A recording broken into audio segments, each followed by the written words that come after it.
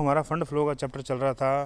Fund flow के में मैंने आपको काफ़ी क्वेश्चन फंड फ्लो के बारे में बता चुका हूँ कि फ़ंड फ्लो क्या है और फंड फ्लो बनाते समय किस तरीके से आपको change in working capital statement तैयार करना चाहिए, किस तरीके से आपको एडजस्टमेंट प्रॉफिट एंड लॉस तैयार करना चाहिए, किस तरीके से आपको फ़ंड फ्लो तैयार करना चाहिए। उसके अलावा हमने बात करी थी कि adjustment profit and loss account में, उसके अलावा फ़ंड फ्लो में कौन कौन से आइटम आते हैं, इसके ऊपर हमारी चर्चा हो चुकी है। अब हम बात करेंगे कि जो इसके जो प्रैक्टिकल क्वेश्चन है उसके ऊपर बात करेंगे। जो पहला जो क्वेश्चन दे रखा है कि वो कहता है कि नीचे नेशनल बुक हाउस लिमिटेड के 31 मार्च 2005-2006 के चिट्ठे दिए गए हैं।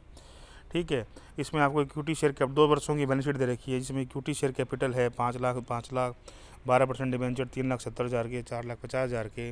टैक्स पेबल आपको दे रखा है 77,000 43,000, salary creditor 96,000 1,92,000, interest payable 37,000 45,000, dividend payable 50,000 और 35,000। इस तरीके से आपको दायित्व पक्ष दे रखा है।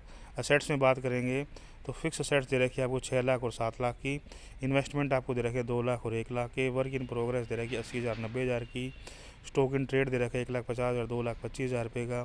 सन्ड्री डेटर्स दे रखे 70,000 1,40,000 रुपये का। कैश दे रखा 30,000 और 10,000 रुपये का। तो आपको तैयार करना है change in working capital statement.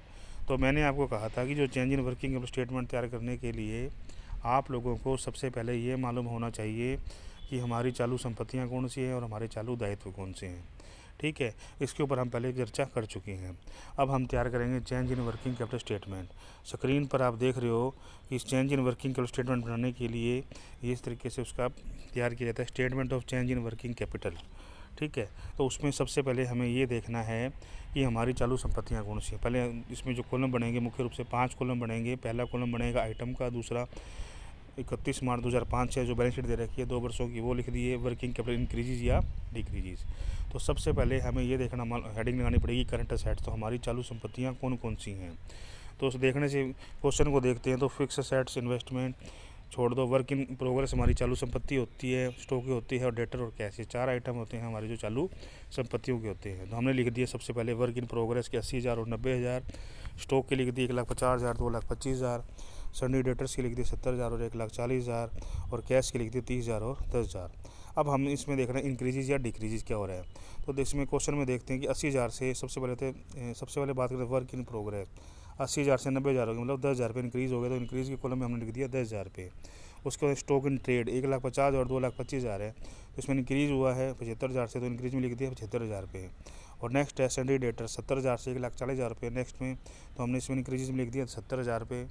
और जो नेक्स्ट है कैश 30,000 से 10,000 होगा, मतलब डिक्रीज हुआ 20,000 से, डिक्रीज के कॉलम लिख दिया 20,000 रुपये। अब उसके बाद में जो नेक्स्ट आएगा वो है current liabilities.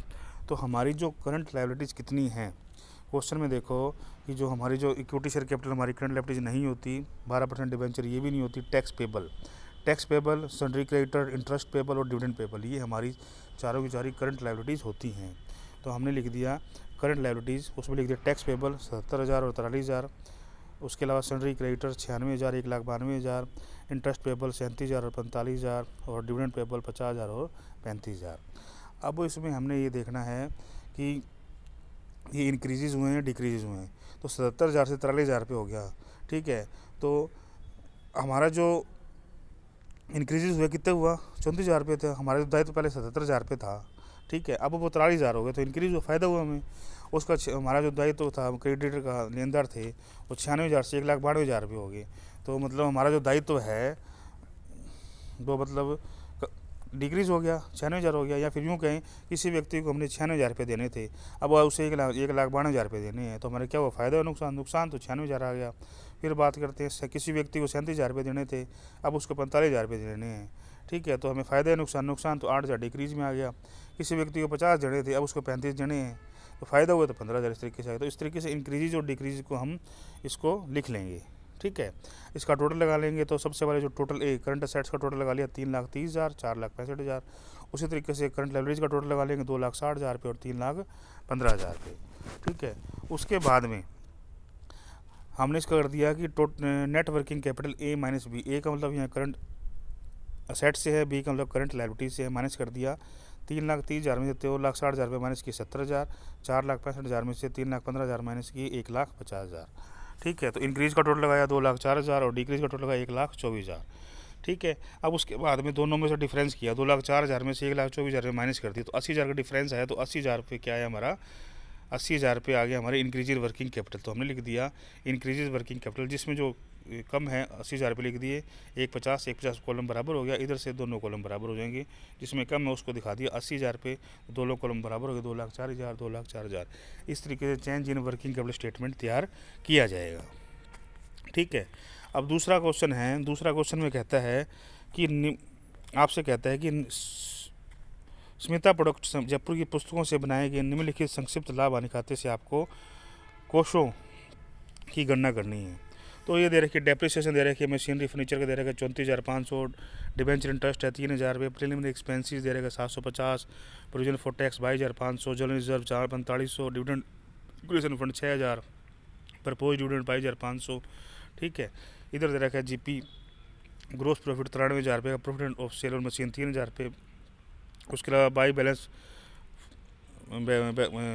From previous year 18,000 profit BD for the year 35,250 और टैक्स रिफंड दे रहेगा 750। आपको तैयार करना है adjustment profit and loss account. तो adjustment profit and loss account तैयार करने के लिए हमें सबसे पहले देखना पड़ता है कि P&L का ओपनिंग और क्लोजिंग बैलेंस कितना है। तो हमने लिख लिया सबसे पहले जो P&L का जो ओपनिंग और जो क्लोजिंग बैलेंस है वो हमने लिख दिया सबसे पहले बाई बैलेंस बीडी 18,000 रुपये। क्वेश्चन में आपको दे रखा है ओपनिंग बैलेंस और क्लोजिंग बैलेंस 18,000 रुपये लिख दिया। ठीक है। और उसके बाद में ये ओपनिंग और क्लोजिंग लिख दिया, बाई बैलेंस बीडी 18,000 रुपये और टू बैलेंस सीडी 21,000 रुपये, ये आ गया। अब सबसे पहले हमें देखना है प्रोविजन फॉर, सबसे पहले आता है, सबसे पहले आएगा प्रोविजन फॉर इनकम टैक्स। तो क्वेश्चन में इनकम टैक्स दे रखे हैं 22,500 रुपये। उसके बाद डेप्रिसिएशन के जो दे रखे हैं डेप्रिसिएशन के दे रखे हैं 34,500, इसमें आ जाएगा। उसके बाद में डिबेंचर इंटरेस्ट इसमें आएगा नहीं। उसके बाद में देखो जनरल रिजर्व के हैं, इसमें जनरल रिजर्व की 45,000 जो उसके बाद में जनरल रिजर्व है। प्रीलिमिनरी एक्सपेंसेस 750, तो टू प्रीलिमिनरी एक्सपेंसेस 750 उसके आ जाएंगे।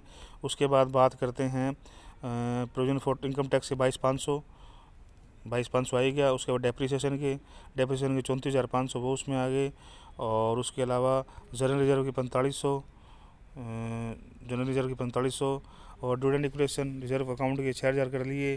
प्रपोज डिविडेंड के 22,500 दिखा देंगे। और उसके बाद जो आता है और इसमें कोई नहीं आएगा आइटम। और उसके अलावा है प्रॉफिट ऑन सेल और मशीन, प्रॉफिट हुआ है 3,000 रुपये का, तो बाई प्रॉफिट ऑन सेल और मशीन 3,000 रुपये आ जाएगा। और टैक्स रिफ़ंड है हमारा कितना है, लगभग 750 का, तो बाई टैक्स रिफ़ंड 750 का।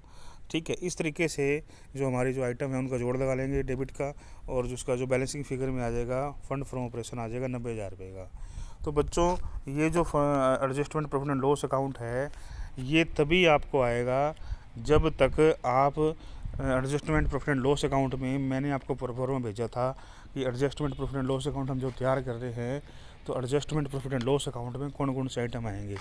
Adjustment profit and loss account में जो जो आइटम आएंगे वो हमें थोड़ा ध्यान होना चाहिए।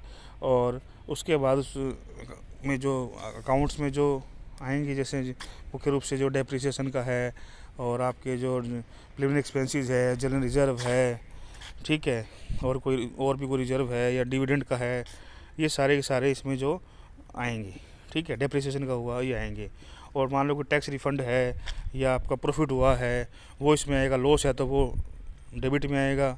ठीक है। और कोई टैक्स रिफ़ंड है वो सारे आइटम इसमें आएंगे। इसके ऊपर हमने पहले बात कर चुके हैं कि इसमें कौन कौन से आइटम आएंगे एडजस्टमेंट P&L अकाउंट में। जब जो adjustment profit and loss account में जो आइटम आएंगे वो हमें याद होने चाहिए, याद होने के बाद ही हम एडजस्टमेंट P&L अकाउंट तैयार कर सकते हैं, अन्यथा नहीं कर सकते। ठीक है। धन्यवाद।